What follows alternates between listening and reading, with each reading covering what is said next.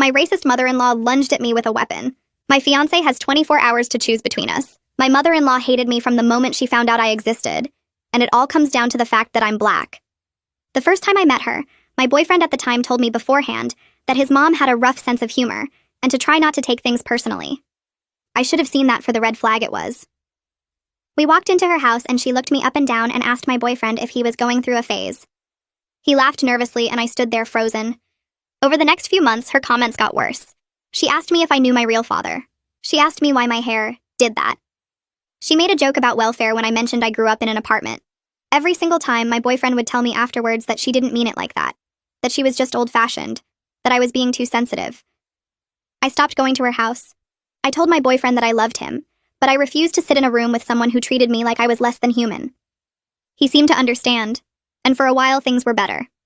He visited his mom alone, I stayed home, and we were happy. He proposed a year later, and I said yes. That's when the argument started. He wanted his mother at the wedding.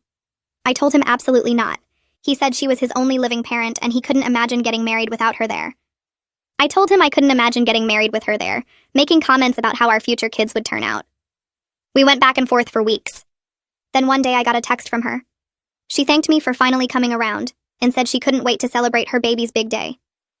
I had no idea what she was talking about until I checked the wedding website and saw she had been added to the guest list. My boyfriend had done it behind my back. When he got home, I didn't yell. I told him calmly that we were going to drive to his mother's house and have a conversation, all three of us, because clearly something needed to be resolved before this wedding happened. He agreed. We drove over and she greeted us at the door with a smile like nothing had ever happened between us. We sat in her living room and I tried to explain how her words had affected me over the years. I told her that I wasn't asking for an apology for the past. I just needed to know that she could treat me with basic respect going forward. She told me I was being dramatic. She said she didn't have a racist bone in her body, and that I was looking for reasons to be offended. My boyfriend sat there and said nothing. I told her that if that was her attitude, then she would not be at the wedding. She laughed and looked at my boyfriend expecting him to override me. He stayed quiet.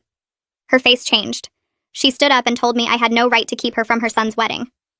I stood up too and told her I had every right to decide who was welcome at my own ceremony. She took a step toward me and called me a word I won't repeat here. I turned to leave. That's when she grabbed a glass vase off the side table and swung it at my head. I raised my arm to block it and it shattered against my forearm. I screamed. My boyfriend finally moved. He grabbed his mother and pulled her back, but she was thrashing and screaming that I had ruined her son's life. I ran out the front door with blood running down my arm and called the police from the driveway. When they arrived, she tried to tell them I had attacked her first. My boyfriend told them it wasn't as bad as it looked, but she had a Ring doorbell that caught me walking out with blood on my arm and her screaming through the window. They arrested her on the spot. I got 7 stitches at the emergency room. My boyfriend sat in the waiting room the entire time, but when he came in after the doctor left, the first thing he said was asking if I really had to call the police on his mother. I looked at him and felt something in me go cold. When we got back to our apartment, I told him I needed time to think. He asked what there was to think about. I told him his mother had just put me in the hospital, and his first instinct was to worry about her. I told him that I loved him, but I couldn't marry someone who wouldn't protect me. I gave him a choice. Either he cuts contact with his mother completely, or the engagement is over. He asked how he was supposed to just abandon his mom. I told him I wasn't asking him to abandon her. I was asking him to choose. That was 2 days ago. He's been sleeping in the guest room. He keeps saying he needs more time. I told him this morning that he has until midnight tonight to give me an answer. It's 6 p.m. now. He's been on the phone with her for the last hour. I hear him through the guest room door, his voice rising and falling in that pleading tone he uses with her, and I know with cold certainty that he's trying to justify my ultimatum instead of simply accepting it. The clock on the kitchen wall reads 6:47 p.m., and I have 5 hours and 13 minutes left to wait. My forearm throbs where the stitches pull against the bandage, a physical reminder that this isn't about hurt feelings anymore. I press my thumb against the gauze and feel the sharp sting underneath, needing something concrete to focus on besides the muffled sound of his voice explaining me to her like I'm the problem that needs solving. The apartment feels too small suddenly, like the walls are closing in, and I realize I've been holding my breath waiting for him to raise his voice, or hang up, or do anything that suggests he's defending me instead of defending his choice to give me an ultimatum in the first place. My phone buzzes on the counter, and I see Aisha's name flash across the screen for the 4th time in an hour, asking if I need her to come over. And I finally text back yes, because sitting here alone is making my thoughts spiral into dark places I can't afford to go right now. She responds immediately with OMW, and I feel my chest unclench slightly, knowing I won't have to sit through these next 5 hours by myself. 20 minutes later, I hear her key in the lock. The spare I gave her 2 years ago when we decided we were the kind of friends who needed access to each other's apartments for emergencies. And she comes through the door carrying 2 overnight bags and takeout containers that smell like Thai food. I know I won't be able to eat. She takes one look at my face and doesn't say anything, just drops everything on the floor, and pulls me into a hug that makes my chest crack open in a way I've been fighting against since we got home from the emergency room 2 days ago. I start shaking and can't stop, my whole body trembling against her while she holds me tight and makes those soft shushing sounds you make to calm scared animals. When I finally stop shaking enough to breathe normally, she steers me to the couch and sits me down like I'm made of glass, then settles beside me with her hand on my knee. She asks what I need from her tonight, and I realize I don't know how to answer that. Because what I need is for the last 2 days to not have happened, for his mother to not be a racist who attacked me, for him to have protected me instead of making me protect myself. But those aren't things Aisha can give me, so instead I just start talking, telling her everything, not just about today, but the whole pattern going back to that first meeting when his mom asked if he was going through a phase.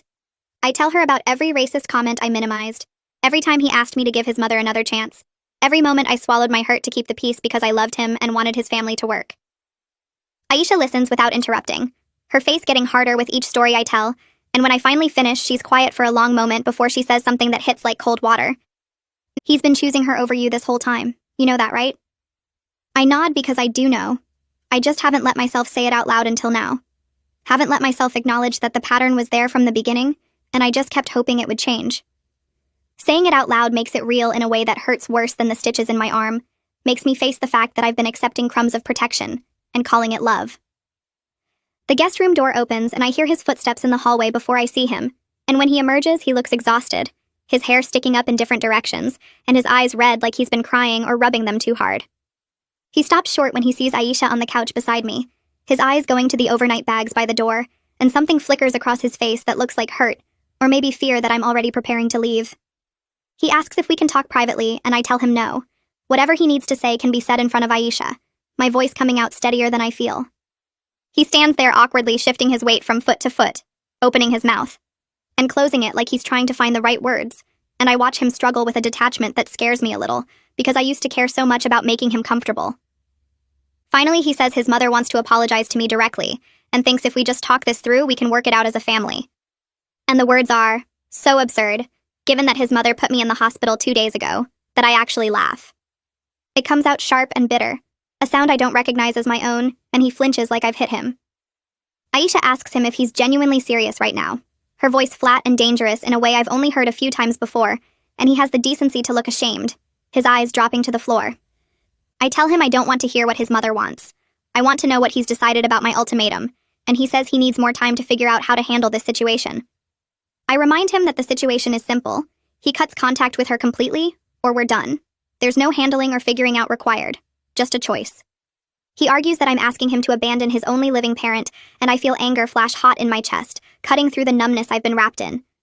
I tell him no.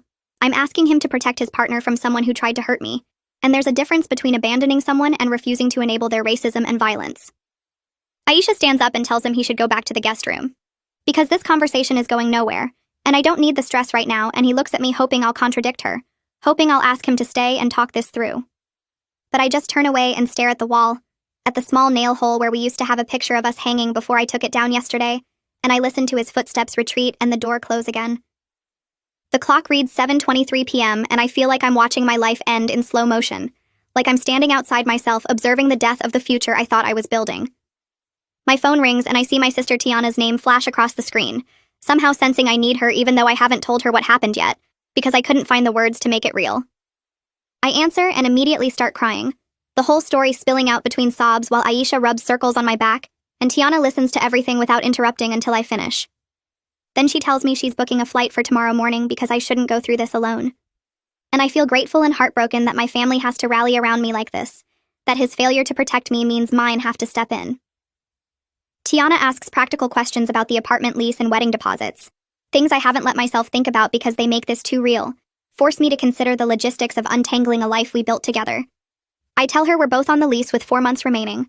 We've paid deposits on a venue and photographer totaling almost $8,000, and I have no idea how to untangle our finances because everything is joint accounts and shared credit cards. She says we'll figure it out together and that money is replaceable, but my safety and dignity aren't, which makes me cry harder because she's right, but it doesn't make the loss hurt any less. After I hang up with Tiana, Aisha suggests we watch something mindless on TV to distract me from clock watching, but when she turns it on, I can't focus on anything except the silence from the guest room. At 8:15 p.m., I hear him on the phone again, his voice muffled through the door, and I wonder if he's calling his mother back or talking to friends for advice on how to handle the impossible choice I've given him. Aisha sees me staring at the guest room door and physically turns my face toward her, her hands gentle, but firm on my cheeks, and she reminds me that his choice isn't about me. It's about who he is as a person, and whether he's capable of being the partner I deserve. I watch the clock change to 8:47 p.m. and my phone buzzes. Detective Brendan Larson's name lights up the screen and I answer on the second ring. His voice comes through professional but warm, the kind of tone that makes you feel like someone actually cares about what happened to you.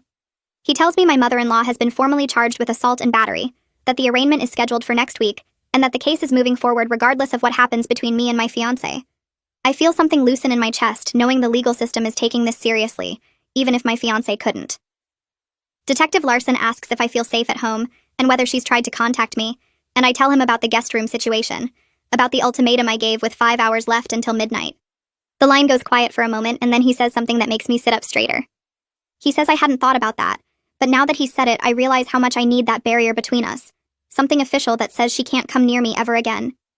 He gives me the number for a victim advocate named Denise and tells me she can help me file the paperwork if I want. I save the number in my phone and thank him, my voice shakier than I want it to be. After we hang up, I stare at Denise's contact information for a full minute before I call her. She answers right away and her voice is gentle in a way that makes my throat tight. She asks about my injuries and how I'm doing emotionally, never pushing but making it clear she's there if I need help. I tell her about the stitches and the fear that lives in my stomach now, the way I keep replaying that moment when the vase came at my head.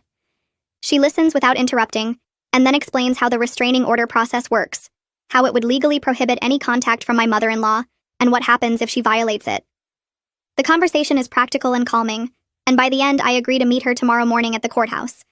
Having something concrete to do besides wait for midnight feels like a lifeline I didn't know I needed. At 9 p.m., I pick up my phone and text my fiancé that I'm going to bed early, that the deadline is still midnight and it's not negotiable. My finger hovers over the send button for 3 seconds before I press it. His response comes back in under a minute asking if we can please talk face-to-face before the deadline. I read his message twice and feel anger flash through me because we've been talking for 2 days and he still hasn't made a choice. I type back that I've said everything I need to say, and the choice is entirely his now. Then I turn my phone face down on the nightstand. Aisha appears in the doorway and asks if I need help getting ready for bed even though we both know I won't sleep tonight. I nod anyway because the routine of it feels normal, and I need normal right now. She helps me change into pajamas and brings me water and makes sure my phone charger is plugged in, all these small acts of care that make me want to cry. She tells me she's setting up camp on the couch to stay with me through the night, and I don't argue because the thought of being alone right now feels impossible. I lie in our bed, my bed maybe after tonight, and stare at the ceiling in the dark. The streetlight outside casts shadows across the room, and I trace them with my eyes while my mind circles through every moment I should have walked away. The first time she asked if I was going through a phase and he laughed instead of defending me. The first time she made a comment about my hair, and he told me afterward she didn't mean it like that. The first time I swallowed my hurt to keep the peace and trained him to think my pain was negotiable. I wonder if staying through all those smaller violations made him think the big ones were acceptable too, if my silence taught him that his comfort mattered more than my safety. Then I catch myself and force the thought away because his mother's violence isn't my fault no matter how many red flags I was ignored. I knew something was wrong and I kept hoping it would get better instead of demanding better from the start. The regret sits heavy in my chest, but underneath it is something harder, something that feels like clarity. I see now what I couldn't see before, that love without protection isn't really love at all. Around 10 p.m., I hear the guest room door open and footsteps move down the hallway. My whole body goes tense listening, and then I hear the apartment door close with a soft click. He's leaving with an hour and a half until the deadline, and I don't know if that means he's made his choice, or if he's running away from making one. Aisha comes to check on me seconds later, her face worried in the dim light from the hallway. I tell her he left and we both sit there wondering what it means. Part of me wants to text him and demand to know where he's going, but I force myself to leave my phone on the nightstand. I set this boundary and I have to hold it even though the uncertainty is killing me. Aisha sits on the edge of the bed and takes my hand, her grip warm and steady. She doesn't tell me it will be okay because we both know it might not be. We just sit there in the dark while the clock ticks toward midnight, and my future hangs in the balance. My phone stays silent and every minute that passes feels like an hour. I try to imagine what he's doing right now, where he went, whether he's choosing me or her. The not knowing is worse than almost anything else. I must drift off at some point because I wake to Aisha gently shaking my shoulder and whispering that it's 11:30 p.m. My heart starts hammering before I'm fully awake and I grab my phone off the nightstand. No messages, no missed calls, no indication of where he went or what he's decided. The screen is blank except for the time glowing up at me like a countdown. Aisha asks if I want her to stay in the room with me for the final 30 minutes, and I nod because I can't trust my voice right now. She climbs onto the bed next to me and we sit with our backs against the headboard, both of us staring at the bedroom door like we can will him to appear. My hands are shaking and I clasp them together in my lap to make them stop. Every sound from outside makes me jump, thinking it's his car pulling up or his footsteps on the stairs. But the minutes keep ticking by and he doesn't come home. At 11:40, I start to accept that maybe he's not coming back at all, that his absence is his answer.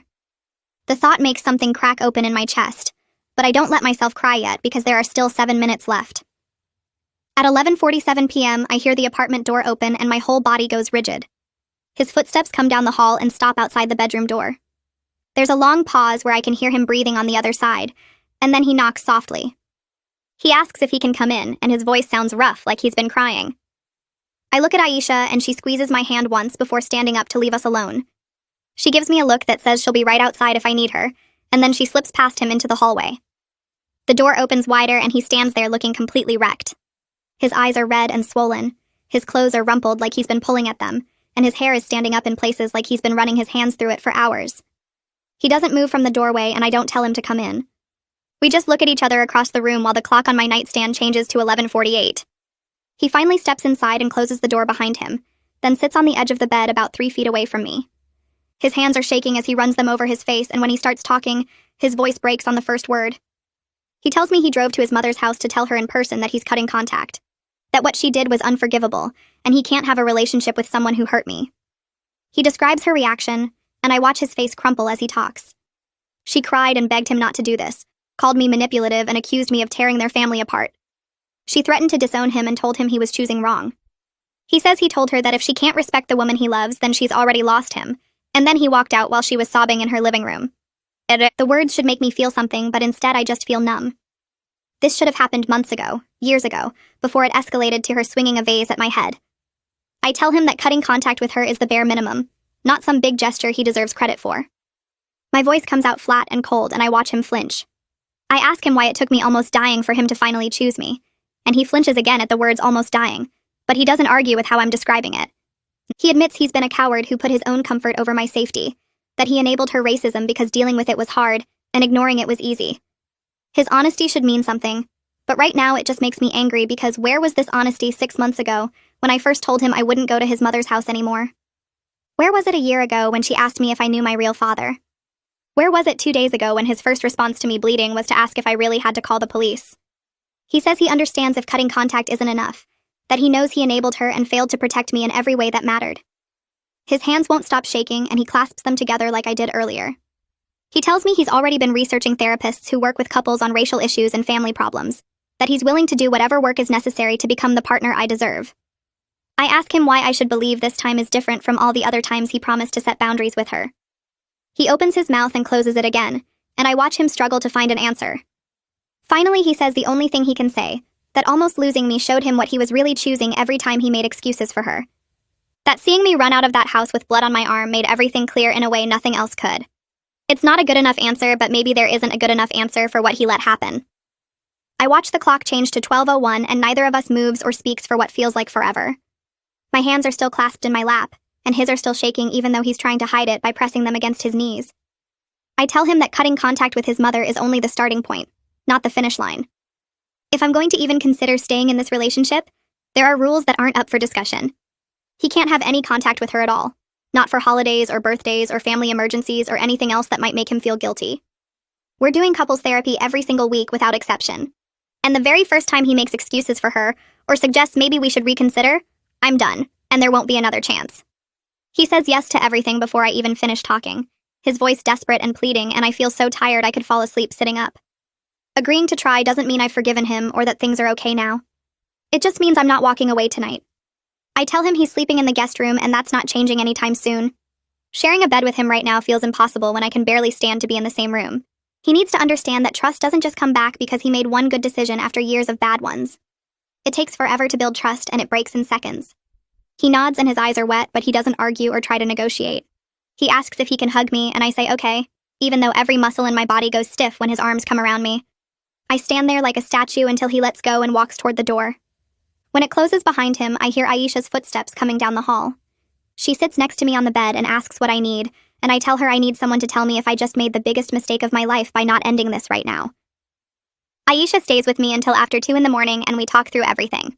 She's angry at him in a way that makes me feel protected, but she also says she gets that I still love him, and that love doesn't just disappear because someone hurt you. She's worried he'll do great for a few weeks and then slide back into old patterns when things calm down and the crisis doesn't feel so immediate anymore. She doesn't tell me what to do, which I appreciate because everyone else would probably just say to leave. Instead, she helps me figure out what I actually need from him, which is proof through his actions over time, not just pretty words he's saying because he's scared. Before she falls asleep on the couch, she makes me promise that I'll put my own healing first, instead of spending all my energy trying to save this relationship. I promise, even though I'm not totally sure I know how to do that. The next morning, I meet Denise at the courthouse to file for a restraining order. The building is cold and smells like floor cleaner and too many people. Denise is waiting by the security checkpoint with a folder under her arm, and she gives me a small smile that doesn't quite reach her eyes. We go through metal detectors and take an elevator to the 3rd floor where the family court offices are. She walks me to a window where a tired-looking woman behind plexiglass slides papers through a slot. Denise explains what we're doing, and the woman nods like she's heard this story 1,000 times before. I have to fill out forms describing what happened, and it makes everything feel real in a different way than it did before. I pull up the photos of my stitches on my phone, and the woman behind the plexiglass looks at them without expression, before making copies. I give her the police report number that Detective Larson sent me. Denise asks me to describe the racist comments that happened before the attack, and I go through all of them, the ones about my father and my hair and welfare and going through a phase. My voice stays steady, even though my hands are shaking. The woman types everything into her computer with 2 fingers. Denise explains that the restraining order will make it illegal for his mother to contact me in any way or come within 500 feet of me. If she violates it, she'll be arrested immediately. The whole process takes almost 2 hours, and by the end I feel wrung out like a towel that's been twisted too hard. My phone buzzes while we're walking back to the elevator. It's my fiance asking if I want him to come down here for support. I text back that I don't need him here because this is about my safety, not about us trying to fix things. Denise glances at my phone and asks if I feel safe at home. I explain the situation, how he chose me at midnight but I still don't trust him, how he's sleeping in the guest room and we're going to try therapy, but I'm not sure if trying is the same as believing it will work. She listens without interrupting and then hands me a printed list of support groups for people dealing with racist family situations. She tells me that choosing to try rebuilding doesn't lock me into anything. I can change my mind tomorrow or next week or next month if it stops feeling right. That makes me feel less trapped, which is weird because I thought commitment was supposed to feel solid, not like a door I'm keeping cracked open. Tiana shows up at my apartment that afternoon with 2 suitcases and a bag of groceries. She doesn't ask if I need her there, she just starts unpacking food into the fridge like she owns the place. That's how Tiana operates, taking charge in a way that would be annoying from anyone else but feels like relief from her. She makes me sit at the kitchen table and eat a sandwich even though I say I'm not hungry. While I'm eating, she asks pointed questions about his plan to keep no contact with his mother. How is he going to handle it when other family members pressure him? What's he going to do on Christmas or her birthday? Has he thought about what happens if she gets sick or has an emergency? I don't have good answers because we haven't talked about any of that yet. Tiana's face tells me she thinks I should have gotten more details before agreeing to try. She's not mean about it, but she's skeptical in a way that feels protective instead of judgmental. She keeps saying that actions over time matter more than promises made in a crisis. My fiancé stays in the guest room the whole time she's here. I see him peek out once to get water from the kitchen, and Tiana's eyes follow him like a hawk watching a mouse. He looks wounded by her obvious distrust, but he doesn't try to defend himself or win her over. After he disappears back into the guest room, Tiana says at least he has enough sense to give me space. 2 days later, I'm sitting in Kyra Thomas's office for my first therapy appointment. The office is small and warm with plants on the windowsill and art on the walls that looks like it was made by actual people instead of bought at a store. Kira is a black woman maybe 10 years older than me with natural hair pulled back in a bun and the kind of face that makes you want to tell her things. I sit on her couch and start crying before she even asks me a question. She hands me tissues and waits until I can breathe normally again. She asks what I need from therapy, and I tell her I need to figure out if I'm staying with him because I actually love him or because I'm scared of being alone after putting so much time into this relationship. She says those 2 things aren't opposites, that I can love him and be scared of being alone at the same time, and that therapy will help me get clear on what I actually want, instead of what I think I'm supposed to want. That makes me cry harder because nobody has said that before. That it's okay to want something even if it's not the brave choice everyone expects me to make. Kira sees me 3 more times before my first couples session with my fiance. She says she wants to work with me individually first, so I have my own foundation and boundaries before we start dealing with him. She teaches me words for things I've been feeling but didn't know how to name. Racial battle fatigue. The invisible labor of explaining racism to white partners. The toll it takes to constantly translate your pain into language someone else can understand. She asks me to describe every time I had to manage his discomfort with his mother's racism, and I realize it was almost every interaction we had about her. I spent so much energy making him feel okay about the racist things she said that I barely had any left for my own feelings. Kira writes notes while I talk, and sometimes she stops me to point out patterns I haven't noticed. Like how I would minimize what his mother said right after it happened, telling myself it wasn't that bad, and then later I'd feel angry but I wouldn't know why. Or how I started avoiding family events not because I didn't want to see him, but because I couldn't face another round of managing everyone's comfort, except my own. Detective Larson calls while I'm making dinner one night. Tiana is still staying with me, and she sees his name on my phone screen and mouths that she'll give me privacy. I answer, and he tells me that my mother-in-law's lawyer is trying to work out a plea deal. They want to avoid jail time by having her do anger management classes and probation instead. He asks how I feel about that, and I tell him honestly that it makes me angry. I want her to face real consequences, not just some classes she'll sit through while resenting me the whole time. He says he understands and that the prosecutor will take my wishes into account. But he also explains that assault cases often end with probation for first-time offenders, especially when the person has a lawyer arguing about their age and emotional state. That makes me even angrier because the system is basically set up to protect people like her.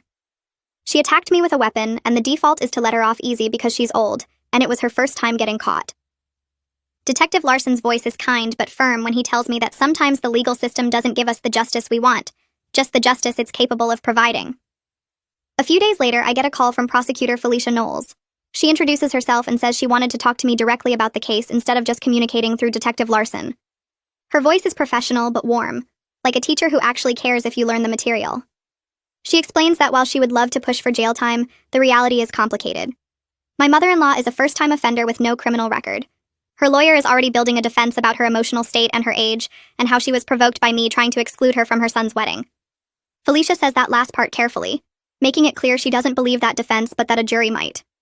She asks if I would be willing to testify at trial if the plea deal falls through. I say yes immediately because I want her to have to face me in court and see what her racism and violence actually cost. I want her to sit there and listen to me describe every racist comment she made, and then describe how it felt when that vase hit my arm. Felicia is quiet for a second, and then she says she's impressed by my resolve. She promises to fight for the strongest consequences possible, even if that ends up being less than what I deserve. Someone knocked on the apartment door, and I heard my fiancé get up from the guest room to answer it. The voice that came through was familiar but unexpected. Javier Castro, my fiancé's best friend since middle school, asked if they could talk. My fiancé led him to the guest room and closed the door, but our apartment has thin walls and I could hear their voices rising and falling from where I sat frozen on the couch. Aisha looked at me and mouthed, asking if I was okay. I nodded, even though I wasn't sure. The conversation went on for over an hour, sometimes quiet and sometimes loud enough that I caught phrases like, "You let this happen," and "she could have died," and "what kind of man?" I tried not to listen, but I couldn't help it. When the guest room door finally opened, I expected Javier to leave, but instead he came to find me in the kitchen where I was pretending to make tea. He stood in the doorway looking uncomfortable and asked if we could talk for a minute. I said okay, and Aisha gave us space by going to the bedroom. Javier sat down at the kitchen table and told me he was sorry. No, he said he'd witnessed some of the racist comments his mother made at family gatherings over the years, and he never said anything because he thought it wasn't his place to get involved. He said he was wrong about that. He told me that silence was the same as agreeing with her, that by not speaking up, he'd been part of the problem. His honesty caught me off guard because most of my fiancé's friends had stayed completely out of this situation.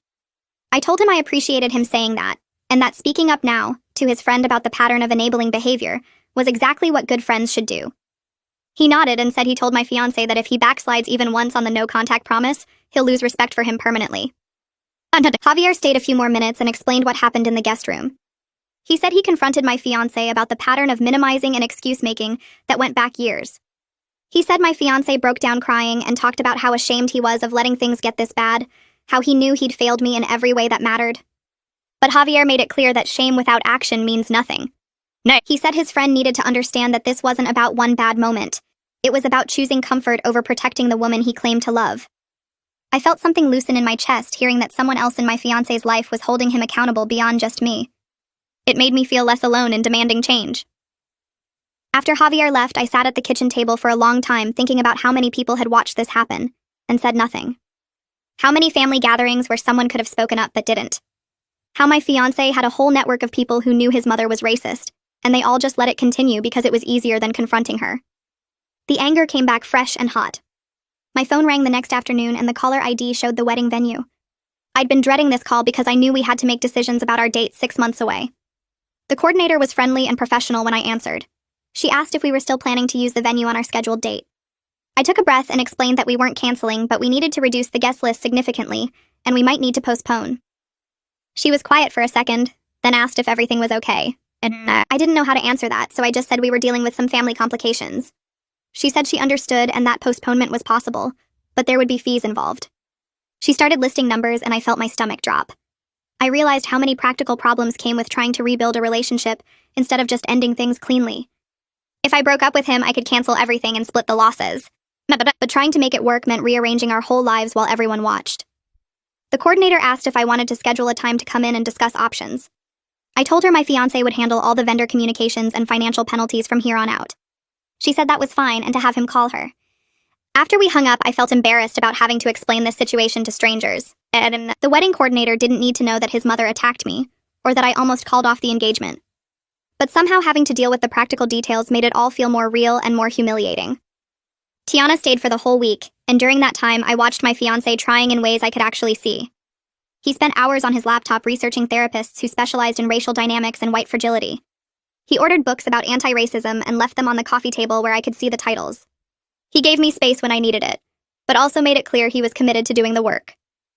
Tiana watched all of this carefully without saying much. She made breakfast every morning and asked me how I was sleeping. She stayed up late talking with me about whether I was making the right choice. The night before she had to fly back home, we sat on the couch after my fiancé had gone to bed in the guest room. She told me that effort was good, but consistency over months would be the real test. She said right now he was scared and motivated by the fear of losing me, but that fear would fade, and then we'd see if the changes stuck. She said she'd support whatever I decided, but that I needed to keep my eyes open and my boundaries firm. The next morning, I drove her to the airport and we sat in the parking garage for 20 minutes before her flight. She hugged me tight and told me to call her anytime, day or night. I watched her walk into the terminal and felt scared about navigating this without her steady judgment. She'd been my anchor all week, and now I had to figure out how to trust my own decisions again. 2 weeks after the attack, I walked into the couples therapist's office with my fiancé. We'd chosen a therapist who specialized in interracial relationships and family conflict. The waiting room was small and quiet. When the therapist called us back, she introduced herself and led us to her office. She had us sit on opposite ends of a couch, which felt symbolic. She asked us each to describe what we wanted from counseling. I went first because I'd been thinking about this answer since we made the appointment. I told her I needed him to understand the full weight of what his enabling had cost me. Not just the physical attack, but the years of racist comments I'd endured while he made excuses. I said I needed him to prove through actions that he'd genuinely changed and wasn't just scared of losing me. When it was his turn, he said he wanted to understand how to be a better partner and how to take apart the patterns he'd learned from his family. He said he wanted to learn how to protect me the way he should have from the beginning. The therapist wrote notes while we talked. When we finished, she looked at both of us and said we had a lot of work ahead. She explained that couples therapy after trauma was complicated and that we'd need to address both the immediate crisis and the patterns that led to it. She said the first few sessions would focus on establishing safety and trust. She asked if we were both committed to the process even when it got uncomfortable. We both said yes. The next session happened a few days later, and this time the therapist asked me to describe specific incidents of his mother's racism and his response to each one. I started with the first time we met when she asked if he was going through a phase. I described how he laughed nervously instead of defending me.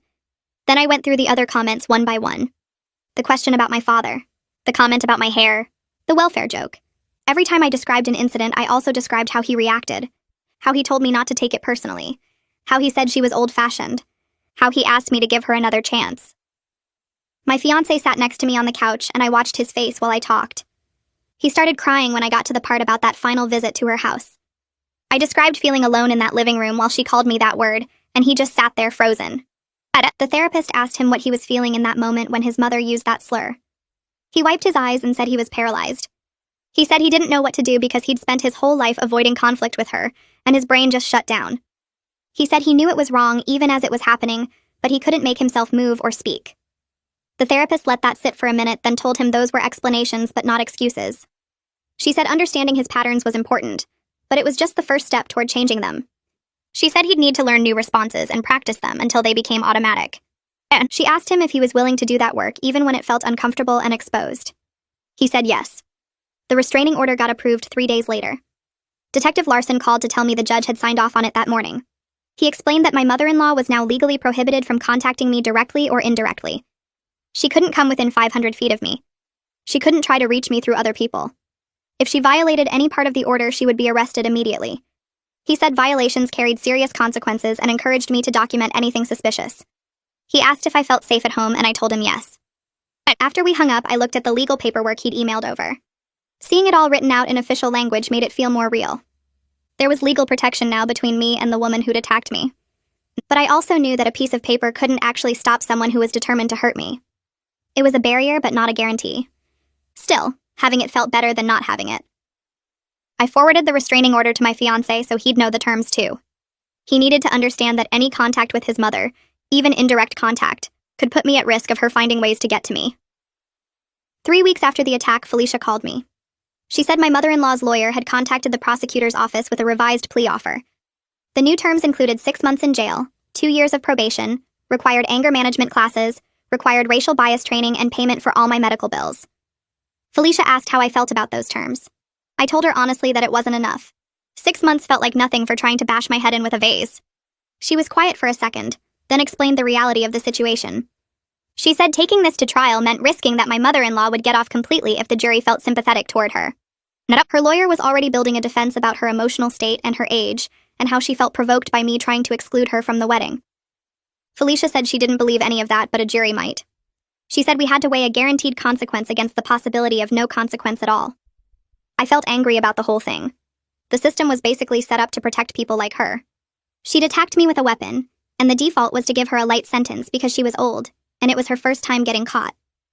But Felicia was right that some consequence was better than none. I told her I'd agree to the plea deal even though it felt like the system had failed me. She thanked me and said she'd push for the judge to stick to the full 6 months without early release. My fiancé found out about the plea deal because Felicia copied him on some of the paperwork. That night, he came to talk to me while I was making dinner. He asked if he could pay my medical bills himself instead of having his mother's payment count as part of her consequences. He said he wanted to take responsibility for the harm his family had caused. I stopped cutting vegetables and turned to look at him. I told him no. I said his mother needed to face the financial consequence of her violence, and that him trying to shield her from that was exactly the kind of enabling behavior we were trying to break. His face fell, but he nodded and said I was right. He didn't argue or try to convince me. He just accepted what I said and walked back to the guest room. Later that night, I thought about that interaction and realized it was progress. He'd suggested something that came from his old patterns of protecting his mother, but when I called it out, he was accepted the feedback without fighting me. It was a small thing, but it mattered. I was still angry he'd suggested it in the first place, though. Part of me wondered if he'd ever fully break free of the instinct to shield her from consequences. I had my individual therapy session with Kyra the next week. We'd been meeting once a week since right after the attack, and she'd been helping me process everything. That day, she asked me what forgiveness would look like if I was able to get there someday. The question caught me off guard because I hadn't really thought about it. I sat there trying to come up with an answer and realized I didn't know. I told her I wasn't sure I wanted to forgive him. She nodded and said forgiveness wasn't required for healing. She said I was allowed to stay angry while still choosing to try rebuilding the relationship. She told me those two things could exist at the same time. I felt something release in my chest hearing that. I'd been carrying guilt about staying angry even though I'd decided to give him another chance. Like I was supposed to forgive and move on if I was going to try to make it work. But Kyra was giving me permission to feel the full mess of loving someone and resenting them at the same time. I told her some days I wanted to leave and some days I wanted to believe we could survive this. She said both things could be true at the same time. She said healing wasn't linear, and that I'd probably go back and forth between those feelings for a long time. What mattered was that I kept checking in with myself about what I actually wanted instead of what I thought I should want. I went to that therapy session the next week wondering if there was any point to talking about forgiveness when I still felt so raw. Kyra sat across from me with her usual calm expression and asked me how the plea deal conversation had gone with Felicia. I told her I'd agreed to it even though it felt like his mother was getting off easy. She nodded and didn't try to convince me I should feel differently about it. Then she asked me what forgiveness would look like if I ever got there someday. The question caught me off guard because I hadn't really thought about it in those terms. I sat there trying to come up with an answer and realized I didn't know. I told her I wasn't sure I wanted to forgive him at all. She nodded and said forgiveness wasn't required for healing. She said I was allowed to stay angry while still choosing to try rebuilding the relationship. She told me those two things could exist at the same time. I felt something release in my chest hearing that. I'd been carrying guilt about staying angry even though I'd decided to give him another chance. Like I was supposed to forgive and move on if I was going to try to make it work. But Kira was giving me permission to feel the full mess of loving someone and resenting them at the same time. I told her some days I wanted to leave and some days I wanted to believe we could survive this. She said both things could be true at once. She said healing wasn't a straight line and that I'd probably go back and forth between those feelings for a long time. What mattered was that I kept checking in with myself about what I actually wanted, instead of what I thought I should want. The sentencing hearing was scheduled for 3 weeks later. Tiana flew back in the night before, and Aisha picked her up from the airport while I stayed home trying not to think about having to face his mother in court. When they got to my apartment, Tiana hugged me for a long time without saying anything. She'd brought me a new outfit to wear to court because she said I needed to walk in there looking strong and put together. I tried it on and looked at myself in the mirror. The blazer covered my scar completely. Tiana stood behind me and adjusted the collar. She told me I looked powerful, and that his mother would have to sit there and see exactly who she'd tried to break. I slept terribly that night.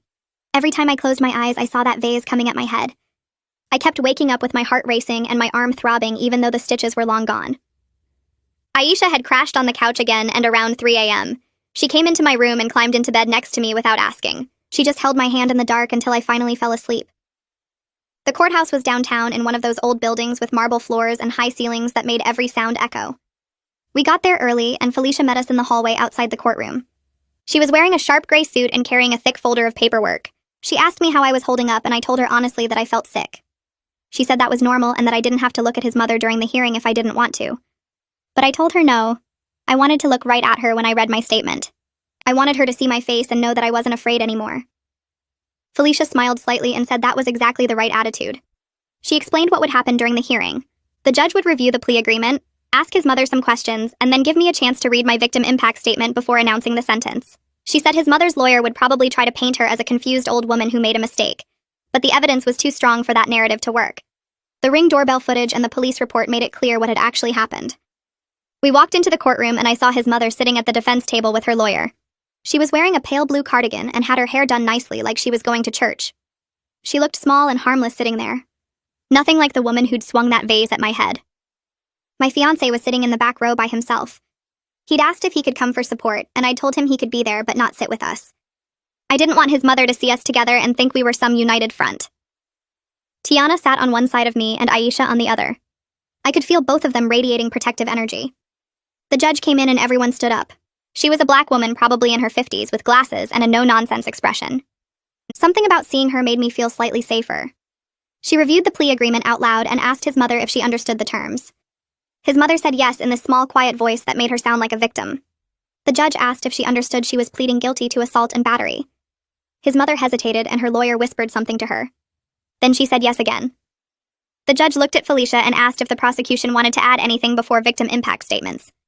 Felicia stood up and gave a summary of the case. She described the months of racist harassment leading up to the attack. She talked about the vase shattering against my arm and the 7 stitches I'd needed. She mentioned the Ring doorbell footage that showed me leaving with blood running down my arm. She said this wasn't just a family dispute, but a violent hate crime motivated by racism. His mother's lawyer objected and said that was inflammatory language. The judge overruled him and told Felicia to continue. Felicia finished by saying that 6 months in jail was actually lenient given the severity of the attack and the clear evidence of premeditation. Then she sat down and the judge looked at me. She asked if I had a victim impact statement I wanted to read. I stood up and my hands were shaking so hard the paper rattled. Tiana reached over and squeezed my arm once before letting go. I walked to the front of the courtroom and stood at the podium facing the judge. I could feel his mother's eyes on me, but I didn't look at her yet. I started reading my statement. I'd written it over the course of several days with Kira's help. It described every racist comment his mother had made from the first time I met her. It talked about how her son had enabled her behavior by making excuses and telling me I was too sensitive. It explained how I'd tried to set boundaries by refusing to visit her house anymore, but she'd still found ways to make me feel unwelcome in the family. Then it described that night in her living room when she'd called me that word and attacked me with the vase. I talked about the physical scar on my arm that would never fully fade. I talked about the panic attacks I'd started having. I talked about how I couldn't feel safe in my own relationship anymore because the person who was supposed to protect me had failed so completely.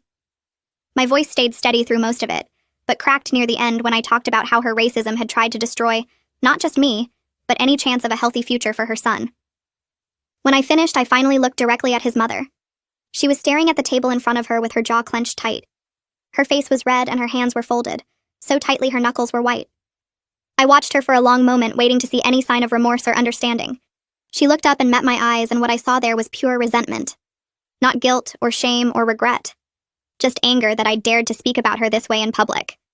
She looked at me like I was the problem, and she was the victim. Like I'd ruined everything by refusing to accept her treatment silently. I felt something cold settle in my chest seeing that expression. She hadn't learned anything. She didn't think she'd done anything wrong. She just resented getting caught and facing consequences. I walked back to my seat and sat down between Tiana and Aisha. Tiana leaned over and whispered that I'd done amazing. But I barely heard her because I was still processing what I'd seen in his mother's face. The judge asked his mother if she wanted to say anything before sentencing. Her lawyer stood up and said his client deeply regretted the incident and had been attending counseling to address her anger issues. He said she was a first-time offender and a senior citizen who'd acted out of character due to stress about her son's wedding. He asked for leniency and suggested probation instead of jail time. The judge looked at him with this flat expression and said the plea agreement had already been negotiated, and she wasn't interested in relitigating it now. Then she looked at his mother and asked her directly if she had anything to say. His mother stood up slowly. She looked at the judge and said she was sorry for what happened, but she said it in this flat tone like she was reading from a script. She didn't look at me once while she spoke. The judge asked her if she understood why her behavior was wrong, and his mother said yes but didn't elaborate. The judge waited like she was expecting more, but his mother just stood there silently. Finally, the judge said she'd reviewed all the evidence, including the victim impact statement and the Ring doorbell footage. She said this was clearly a premeditated attack motivated by racial animus. She said she was accepting the plea agreement and sentencing his mother to 6 months in county jail, followed by 2 years probation. She said his mother would also be required to complete anger management classes and racial bias training. She said the restraining order would remain in effect, and any violation would result in immediate arrest. Then she told the bailiff to take his mother into custody. I watched as the bailiff walked over and his mother stood up looking shocked like she hadn't actually believed this would happen. The bailiff put handcuffs on her wrists and his mother's face crumpled. She looked back at her lawyer like he could fix this somehow. Then she looked past me to where my fiancé was sitting in the back row. She called out his name in this desperate voice. I heard him make a sound behind me, but he didn't respond to her. The bailiff led her toward a side door and she kept looking back over her shoulder at my fiancé. Right before she went through the door, she looked at me one more time. The resentment was still there, mixed with something that looked like hate. Then she was gone and the door closed behind her. The judge stood up and left through her chambers. Felicia came over and asked if I was okay. I told her I was fine, but I felt numb. She said that was a normal response and that the sentencing had gone exactly as planned. She reminded me that the restraining order was still active and that I should contact the police immediately if his mother tried to make any contact after her release. Then she shook my hand and left. Tiana and Aisha walked out of the courtroom with me between them like bodyguards. My fiancé was standing in the hallway looking wrecked. His eyes were red and he was leaning against the wall like he needed the support to stay upright. He started to walk toward me, but Aisha stepped forward and shook her head. He stopped and just stood there watching us leave. We got outside and the sunlight felt too bright after being in that dim courtroom. I stood on the courthouse steps trying to process what had just happened. I'd watched his mother get taken away in handcuffs. I'd seen her face and knew without any doubt that she still didn't think she'd done anything wrong.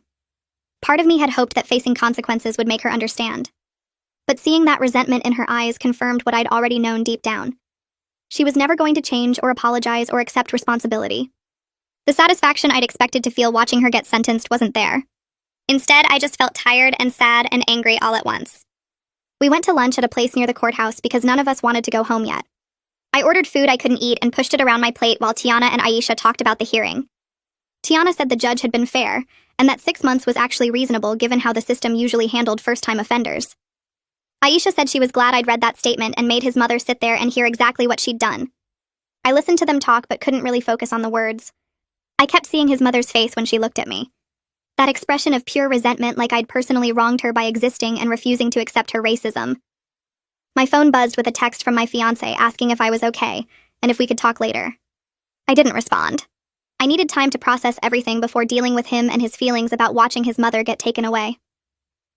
That night, after Tiana and Aisha had gone home, my fiancé knocked on the bedroom door and asked if he could come in. I told him yes because I knew we needed to talk about what happened. He sat on the edge of the bed and looked at me with this devastated expression. He asked if I wanted to talk about the hearing. I I told him I needed him to sit with the fact that his mother showed no remorse. I said she still thinks I'm the problem, and that nothing about today changed her mind. He nodded and said he knew. He said watching her refuse to take responsibility made him see her clearly for the first time. His voice broke when he said it. I asked him why it took this long. I asked him why he couldn't see who she really was, until after she'd put me in the hospital and gotten sentenced to jail. He didn't have a good answer. He just kept saying he was raised to excuse her behavior, and that unlearning that was harder than he expected. He said his whole childhood he'd been taught to ignore her comments and smooth things over. He said he'd internalized the idea that keeping the peace was more important than calling out wrong behavior. I listened to him explain, but it didn't make me less angry. Understanding why he'd enabled her didn't erase the damage that enabling had caused. 4 weeks passed after the sentencing. We fell into a routine of therapy twice a week and careful distance the rest of the time. He stayed in the guest room and gave me space. He didn't push for physical affection or try to act like things were normal. He just existed quietly in the apartment doing his own therapy homework and reading books about racism that Kira had recommended. I watched him trying, and part of me wanted to acknowledge the effort. But another part of me was still so angry that it had taken his mother going to jail for him to finally do this work. One night I was lying in bed unable to sleep, and I realized I was tired of sleeping alone. Not because I wanted physical intimacy, but because the bed felt too empty, and I was exhausted from being hypervigilant all the time. I got up and walked to the guest room. He was still awake reading by the lamp. I stood in the doorway and told him he could sleep in our bed again. His face lit up with hope, and I immediately crushed it by saying there would be conditions. I told him I was going to put pillows between us like a barrier, and he wasn't allowed to touch me unless I initiated it. He agreed without hesitation. He followed me back to the bedroom, and I arranged 3 pillows down the middle of the mattress, creating a clear division. We both got into bed on our separate sides. I lay there in the dark, hyper-aware of his presence just feet away. I could hear him breathing and feel the slight movement of the mattress when he shifted position. I wondered if physical proximity would ever feel safe again, or if I'd always have this tension in my body when he was near me. In the morning, I woke up before him and saw he was still on his side of the pillow barrier. He'd respected the boundary completely. When he woke up, he looked at me and started to say thank you for letting him back in the room. I cut him off and told him he hadn't earned gratitude yet. I said this was just the chance to keep proving himself, and that one night of respecting boundaries didn't mean everything was fixed. He nodded and said he understood. Then he got up and went to make coffee without trying to hug me or act like this was some kind of breakthrough. I appreciated that he didn't try to make it into more than it was. Our next couples therapy session was that afternoon. The therapist asked us how things had been going, and my fiancé started talking about how grateful he was that I'd let him back in the bedroom. The therapist stopped him and asked him to notice what he'd just done. He looked confused. She pointed out that he'd centered his own feelings of gratitude instead of acknowledging what it cost me to share space with him again. She said this was a pattern she'd noticed where he made his discomfort or relief the focus of conversations that should be about my experience and healing. He looked stunned, like he'd never noticed this before. She asked him to sit with that discomfort without requiring reassurance from me. I watched him struggle with it. His face went through several expressions like he wanted to apologize or explain, but he stayed quiet. The therapist turned to me and asked how I felt about him sleeping in the room again. I told her honestly that I felt tense and hyper-aware and not sure if I'd made the right choice. She nodded and said those feelings were completely valid. She said I was allowed to change my mind at any point if it became too much. Then she looked at my fiancé and told him that his job was to respect whatever I needed without making it about his feelings of rejection or hope. She said he needed to learn to sit with discomfort without requiring me to manage his emotions while I was processing my own trauma. The rest of the session focused on communication patterns. The therapist gave us exercises to practice where he had to listen to me describe my feelings without defending himself or explaining his intentions. She made him repeat back what he'd heard to prove he was actually listening instead of just waiting for his turn to talk. It was harder for him than I expected. He kept wanting to jump in with explanations or reassurances. The therapist had to stop him multiple times and remind him that his job right now was just to listen and understand. By the end of the session, he looked exhausted from the effort of holding himself back. The therapist told us this was progress even though it felt hard. She said change takes time and that I was allowed to decide at any point that it wasn't enough. Hearing her say that out loud made me feel less trapped. I'd been carrying this fear that choosing to try meant I had to see it through no matter what. But she was giving me permission to keep evaluating whether this relationship was actually serving me or just draining me. Progress was slow over the next few weeks. Some days I wanted to scream at how much emotional labor I was still doing. I was the one who had to explain why his comments hurt. I was the one who had to educate him about racism while processing my own trauma. I was the one who had to manage his feelings of guilt and shame while trying to heal from what his mother had done. It felt unfair that I was doing this much work when he was the one who'd failed me. But the therapist kept reminding me that I didn't have to do this work. She said if it was too much I could leave and that would be completely valid. She said staying and doing this work was a choice I was making, and I could unmake it whenever I wanted. That permission helped somehow. Knowing I could leave made it easier to stay and try. His mother's sister called him one evening about 6 weeks after the sentencing. I was in the kitchen making dinner when I heard his phone ring in the living room. He answered it, and I heard his voice get tense immediately. I walked to the doorway and watched him. His aunt was talking loudly enough that I could hear her voice through the phone even though I couldn't make out the words. She sounded angry. My fiancé listened for a minute, then interrupted her. He said he was maintaining no contact with his mother, and that decision wasn't up for discussion. His aunt's voice got louder. He said that anyone who pressured him about this decision would also be cut off. His aunt said something else, and he said he was serious and that he needed to go. Then he hung up and immediately blocked her number while I watched. He looked up and saw me standing there. He told me what happened without me having to ask. He said his aunt had been trying to guilt him into visiting his mother in jail. She'd said family should stick together no matter what, and that his mother was suffering. He'd told her firmly that he was done enabling racist behavior, and that his mother's suffering was a consequence of her own actions. Then he'd blocked her number so she couldn't keep trying. He told me all of this in a straightforward way without looking for praise or reassurance. I felt something shift slightly inside me. This is what protection looked like. Choosing me even when it cost him family relationships. Not making a big deal about it or expecting gratitude. Just doing what needed to be done and telling me about it, so I knew I was safe. 2 months after the attack, I went out to dinner with my fiancé and Aisha and her girlfriend. We were sitting at a restaurant downtown, trying to have a normal evening. The food was good and the conversation was light. I was actually relaxing for the first time in weeks. Then I heard a voice at the table next to us. An older white woman was talking to her friend about something she'd seen on the news. She said something about those people and their neighborhoods. The words hit me like ice water. Suddenly I wasn't in the restaurant anymore. I was back in that living room watching his mother's face twist with hate.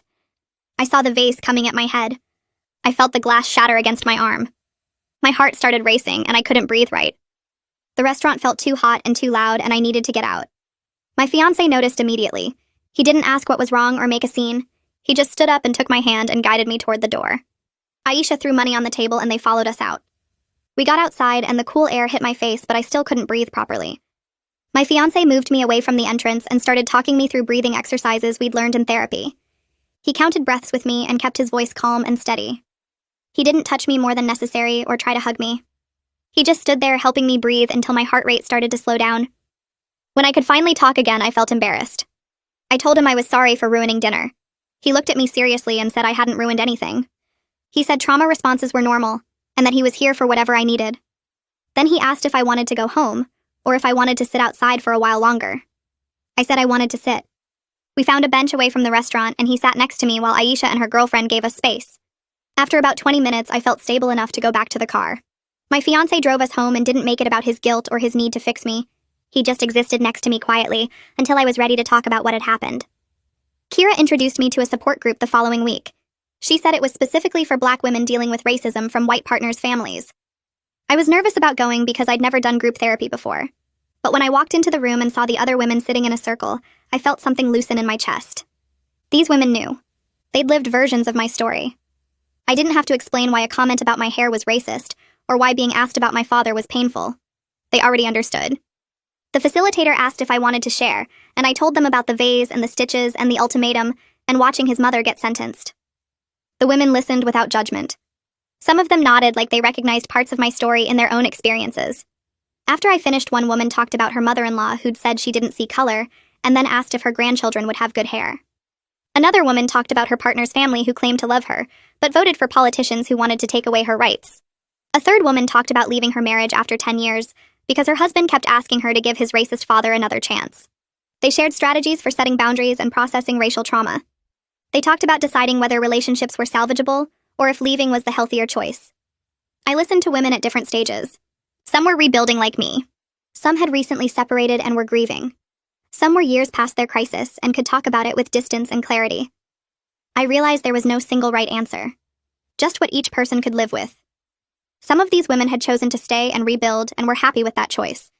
Others had chosen to leave and felt free. Both paths were valid. Both required strength. I left that first meeting feeling less alone than I had in months. 3 months after the attack, we'd settled into a rhythm. Therapy twice a week. Daily check-ins where he asked how I was feeling and actually listened to the answer. Him maintaining no contact with his mother despite her attempts to reach him through other family members. I'd see letters forwarded to our apartment, and he'd show them to me unopened before returning them with notes reiterating no contact. He was reading books by Black authors about racism and white privilege without me asking him to. Sometimes he'd share what he was learning, but in ways that showed genuine understanding, rather than performing wokeness for my approval. He'd say things like he was realizing how much he'd benefited from his mother's racism, because it meant he never had to confront her or set boundaries. Or he'd talk about recognizing his own patterns of centering his comfort over my safety. I was still angry and hurt. That hadn't gone away. But I could see him actually changing. Not just promising to change or talking about changing. Actually doing the work day after day without expecting praise or immediate forgiveness. My mother-in-law got released from jail after serving her full 6 months. I found out because a letter arrived at our apartment the day after her release. My fiancé came home from work and saw it on the counter where I'd left it. He picked it up and looked at the return address. Then he showed it to me and asked what I wanted him to do with it. I told him to return it unopened with a note reiterating no contact. He got a pen and paper right then while I watched.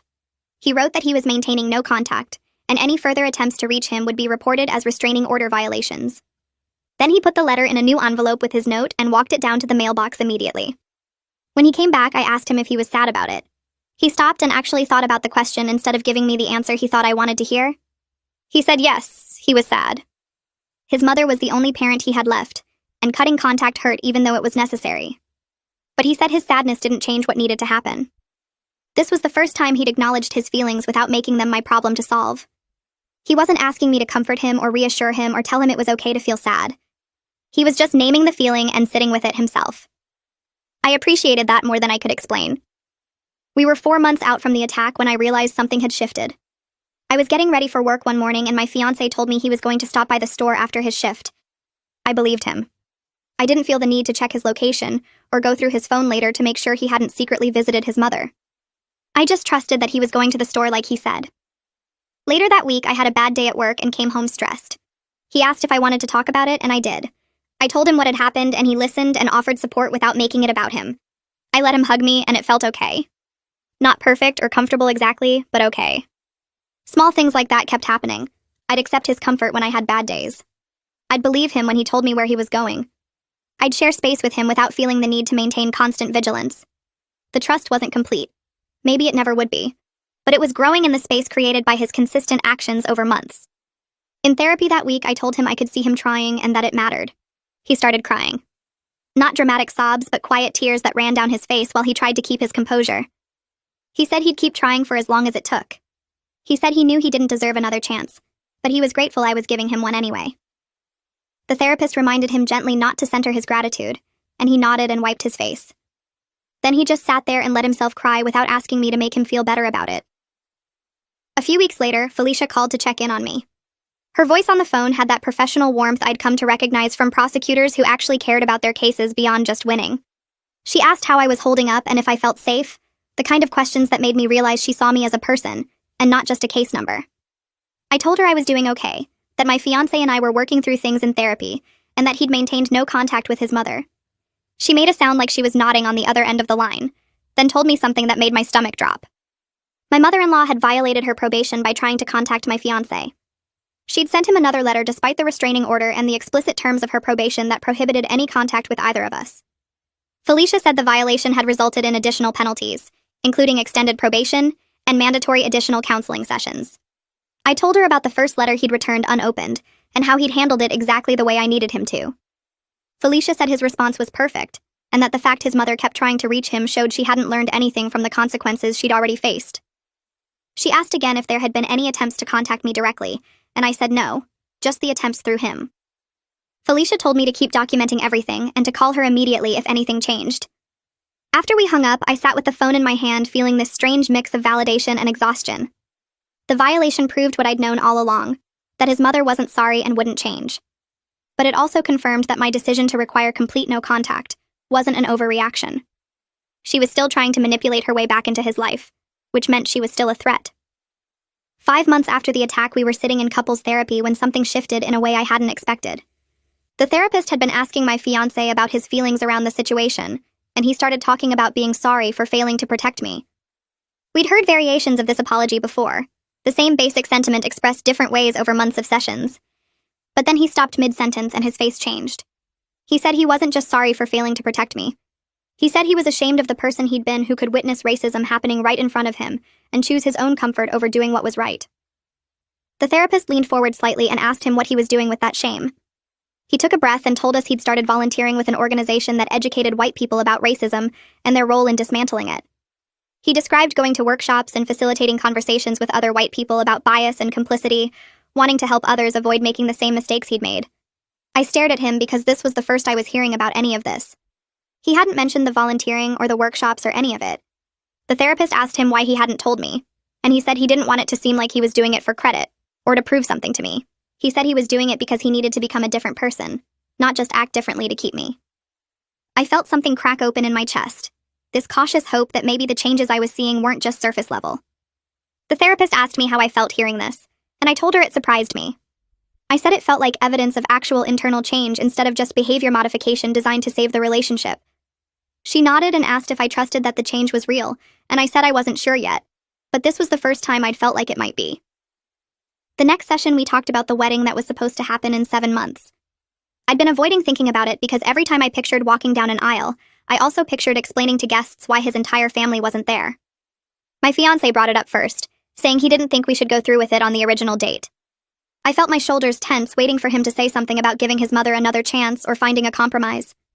Instead, he said he thought we should postpone it by a year to give us real time to rebuild trust and see if our foundation could actually hold. The relief that washed over me was so strong I almost started crying right there in the therapist's office. I told him I'd been feeling the same way but hadn't known how to bring it up. Planning a wedding while processing trauma felt impossible, and the pressure to perform happiness before I was ready had been crushing me. He said he would handle all the vendor communications and take care of the financial penalties from postponing. He said it was a consequence he deserved and I shouldn't feel guilty about the money we'd lose. The therapist asked how I felt about his offer, and I said it helped. I said taking responsibility for the practical fallout was part of what I needed to see from him.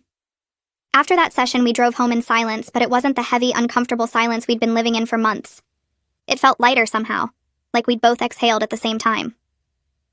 Aisha came over a few days later, and we sat on my couch drinking wine while my fiancé stayed in the guest room to give us space. She asked me the question I'd been avoiding asking myself. She wanted to know if I was actually happy or just committed to trying. I took a long drink of wine before answering because I wanted to be honest with her and with myself. I told her I was cautiously hopeful, but that I was still carrying hurt that might never fully heal.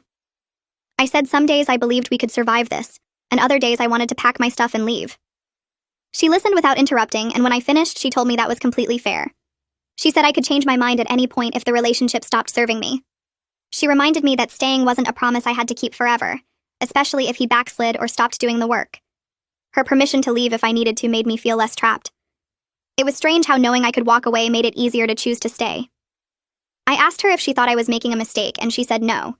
She said she'd seen him actually changing over the past months, and that counted for something. But she also said she'd help me pack and find a new place in a heartbeat if that's what I decided I needed. Having that support made all the difference. 6 months after the attack, we started planning a small trip together. Just a weekend away at a cabin upstate, nothing fancy or complicated. I noticed while we were looking at rental listings that I felt excited instead of anxious about traveling with him.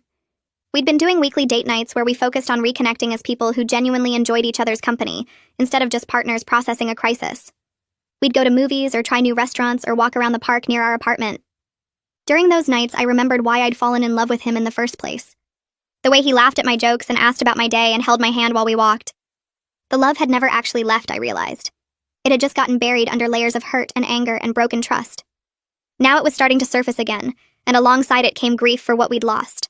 We couldn't go back to the innocent version of us that existed before I knew he'd choose his mother over me. That version was gone forever. But maybe we could build something new from the ruins, something more honest and harder won. I booked the cabin for 2 weeks out, and when I showed him the confirmation email, he smiled in a way I hadn't seen in months. He looked genuinely happy instead of cautiously hopeful, and I felt my own smile matching his. In my next individual therapy session, Kira asked me what I'd learned about myself through everything that had happened. I sat with the question for a while before answering because I wanted to get it right. I told her I'd learned I was stronger than I thought I was, that I could set boundaries even when it cost me everything I thought I wanted, that I could demand better treatment and walk away from people who couldn't give it to me. But I'd also learned that I deserved better than what I'd accepted for so long. All those racist comments I'd minimized and excused because I loved him. All the times I'd swallowed my hurt to keep the peace. I deserved a partner who would protect me without needing a crisis to motivate him. Kira asked if I thought my fiancé could consistently be that person, and I told her I thought so based on 6 months of evidence. But I also said I was keeping my eyes open and my boundaries firm. I wasn't going to slip back into accepting less than I deserved just because things were getting better. She smiled at me and said that was exactly the right approach. Hope tempered with self-protection. Trust that could be rebuilt, but never taken for granted again. A few weeks later, Detective Larson called with an update about my mother-in-law. She'd completed her anger management and racial bias training as part of her probation requirements. He told me the facilitators had reported that she was resistant and defensive throughout the entire program. She'd shown up and sat through the sessions because she had to, but she hadn't actually engaged with the material or shown any real willingness to examine her beliefs. The detective's voice was careful when he told me this, like he was trying to prepare me for disappointment. He warned me that compliance with court-ordered requirements didn't mean actual change had happened. He said I should stay alert about my safety and keep following the protective measures I already had in place. I thanked him for letting me know and told him about the restraining order and my fiancé's continued no contact with her. Detective Larson said those were exactly the right steps to take regardless of what happened with my relationship. He reminded me to call immediately if she tried to contact me or if I felt unsafe for any reason. After we hung up, I thought about what he'd said about compliance versus change. My mother-in-law had sat through hours of training about racism and anger management and come out the other side exactly the same person. She'd learned nothing except maybe how to hide her feelings better. The thought made me grateful all over again that my fiancé had cut contact completely instead of trying to maintain some kind of limited relationship. 7 months after the attack, my fiancé asked if he could talk to me about something important. We sat at the kitchen table and he pulled out an envelope. Inside was a letter he'd written, several pages long in his handwriting. He asked me to read it and then we could talk. The letter described everything he'd learned over the past months about racism and complicity and the ways he'd failed me. It talked about the work he was doing with the education organization and the books he'd been reading and the conversations he'd been having with other white people about their responsibility to do better. Then it asked if I would marry him. Not with grand romantic promises about forever or declarations that everything was perfect now. Instead, it asked if I would marry him with clear eyes about who he was now versus who he'd promised to be before. It acknowledged his failures and committed to ongoing work, rather than claiming he was fixed. I read the letter 3 times with tears running down my face. When I finally looked up at him, he was watching me with this expression of hope and fear mixed together. I told him yes, but that we were still waiting the full year before we resumed wedding planning. He agreed immediately without any hesitation or argument. He said he understood and that he'd wait as long as I needed. Then he asked if he could hug me, and I said yes, and let myself sink into his arms.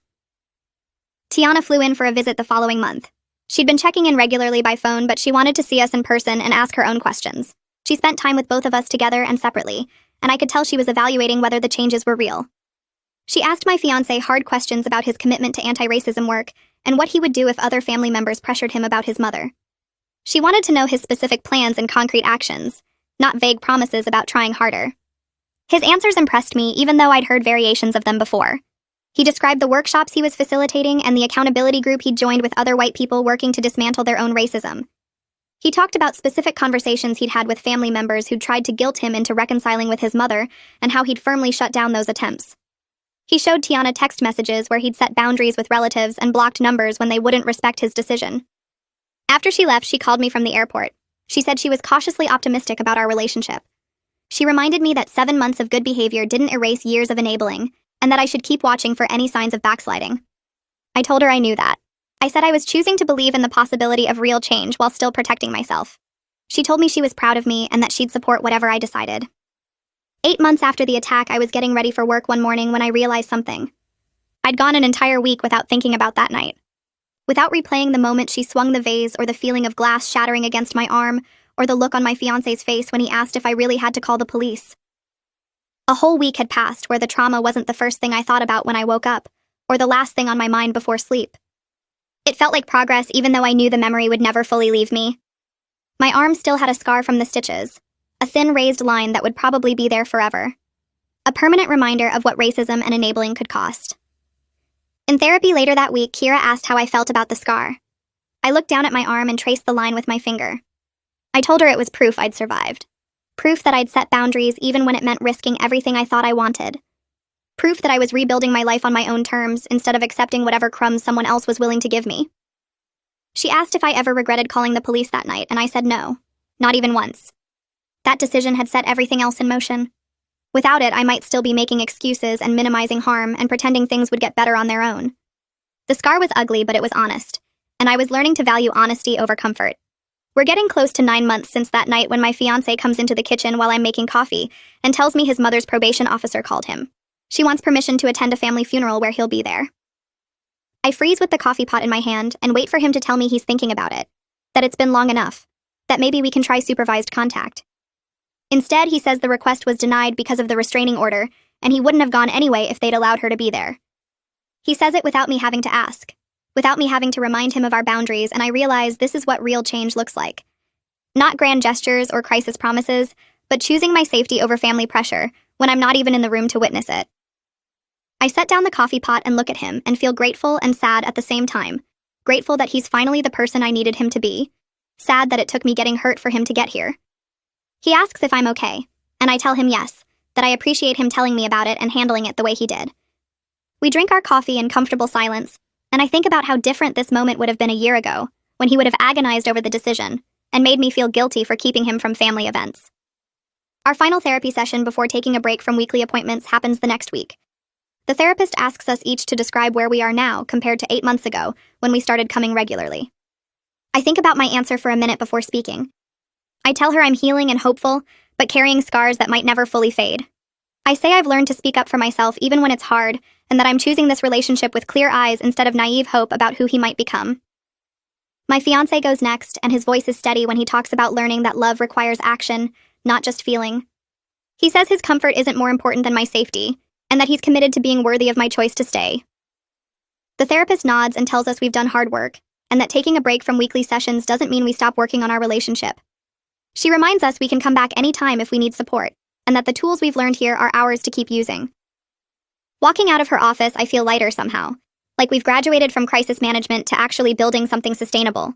10 months after the attack, we're sitting at the dining table with wedding magazines and a calendar spread out between us. We're planning a small ceremony for 2 months away with immediate family only. His mother's absence will be obvious to everyone, but we're not hiding it or making excuses. I'm sketching out ideas for my dress with long sleeves that will cover the scar on my forearm. Not because I'm ashamed of it, but because I want our wedding day to be about our future instead of our past.